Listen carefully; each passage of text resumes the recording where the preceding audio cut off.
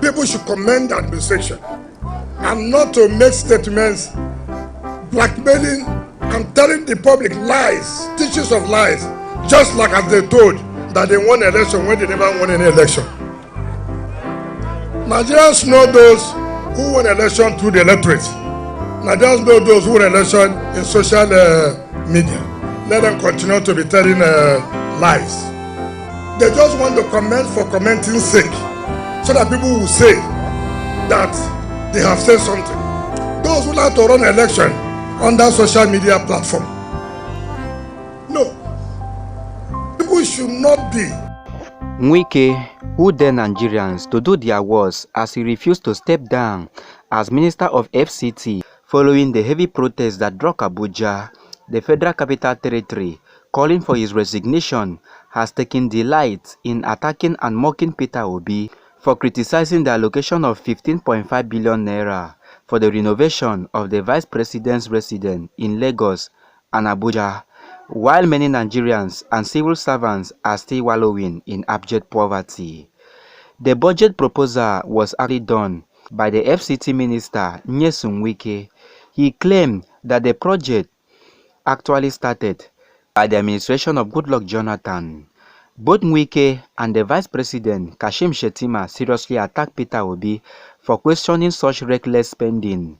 As I bring you the full video, if you are new to our channel, please endeavor to subscribe to the channel so you don't miss out on any latest updates about Nigerian and African celebrities. When I read the comments of people who are not aware, who are ignorant, who do not want to ask questions, they just want to comment for commenting's sake, so that people will say that they have said something. Those who like to run an election on that social media platform, no. 2010, the federal government awarded the contract of the Vice President residence. The federal government awarded, not Tinubu's government, in 2010. And this contract was awarded at the cost of 7 billion naira to Julius Berger.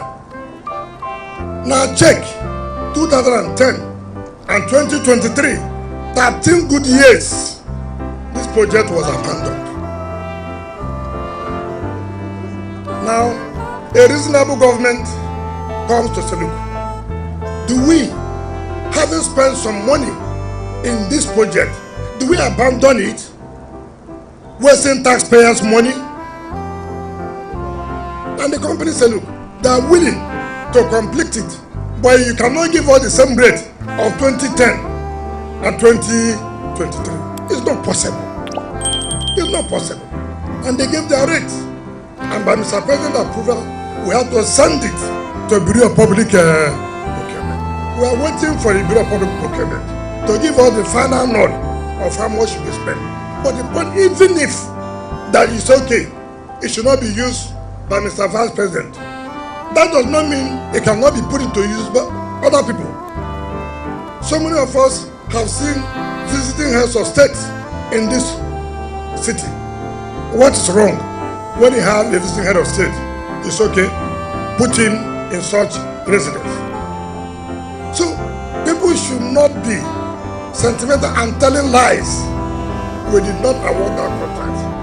The contract was awarded in 2010. All we are merely doing, because of our policy of not leaving other projects that will continue to be abandoned, we felt we should continue with those projects. Look at the Millennium Center, was awarded in 2001. A center that was supposed to be an attraction. A center, if it was completed, would have turned this city to a tourist center. So we must complete it. People should commend the administration and not to make statements blackmailing and telling the public lies, teachings of lies, just like as they told that they won election when they never won any election.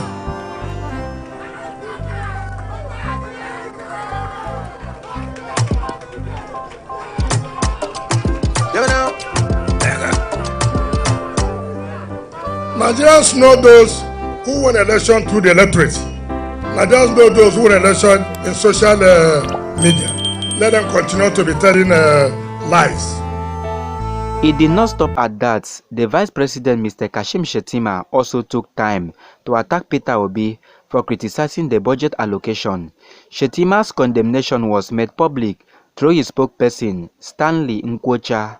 In his defense, he termed Obi's comment as a series of misguided attacks and falsehood directed at the administration led by President Bola Ahmed Tinubu. He further added that the project was initiated and funded during the administration of former President Goodluck Jonathan and was later renewed by the current FCT Minister Nyesom Wike due to its long-standing abandonment.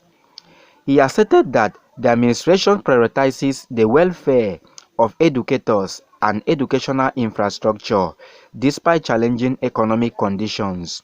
He accused Peter Obi of post-election trauma and divisive rhetoric, urging him and others in opposition to accept defeat gracefully and prioritize the interests of Nigerians. Wike, in the other hand, described Obi as someone who claimed to have won the election on social media while trying to defend the allocation of 15 billion naira for the renovation of the vice president's residence. To make statements, blackmailing and telling the public lies, teachings of lies, just like as they told that they won election when they never won any election. Nigerians know those who won election through the electorate. Nigerians know those who won election in social media. Let them continue to be telling lies. It might interest you to know that Peter Obi, the Labour Party presidential candidate in the last general election and the former governor of Anambra State, has taken to his X handle, formerly known as Twitter, to criticize President Tinubu for the allocation of more funds to himself and his vice president Kashim Shettima and their aides for trips than the amounts allocated to police trust fund in the 2024 budget and students and the education sector as a whole. Obi also criticized the allocation of more than 15 billion naira for the renovation of the vice president's residence, while millions of Nigerians are still suffering from harsh economy. He also frowned at the little amount allocated for students' loan in the country. Well, with Peter Obi's criticism, many are already seeing him as a leader that has the interests of the masses at heart, crying that Nigerians has already missed a messiah. Thanks for watching, guys. Don't forget to subscribe to our channel so you don't miss out on any latest updates about Nigerian and African celebrities and our politicians as well.